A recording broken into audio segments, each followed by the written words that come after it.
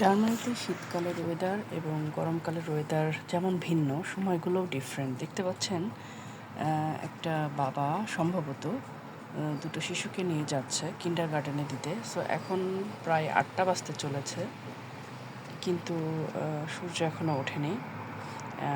ওয়েদারটা আপনারা বুঝতে পারছেন, পরিবেশটা বুঝতে পারছেন, একদম অন্ধকার, কিন্তু গাড়ি চলছে। বিকজ 8টা থেকে 8টা, 8:30 থেকে অফিস, মানুষ যাতায়াত করছে।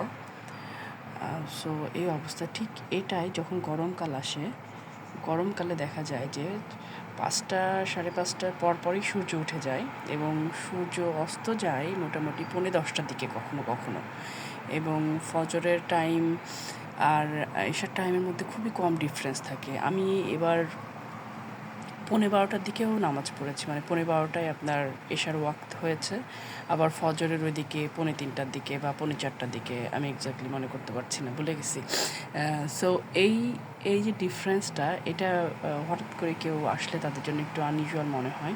এবং দেখা যাচ্ছে যে 10টা বাজতে যাচ্ছে, বাহিরে একদম ঝকঝকা আলো, এবং সন্ধ্যা লাগছে দেখা যাচ্ছে যে আরও অনেকক্ষণ পরে। আর এখন সন্ধ্যা লাগে মোটামুটি আপনার 4টার পরেই, 4টা বাজতে বাজতে আমি মাগরিবের ওয়াক্ত দেখলাম 4টা 18তে গতকালকে ছিল। সো এই আর কি, আজকে এই পর্যন্তই। Thank you.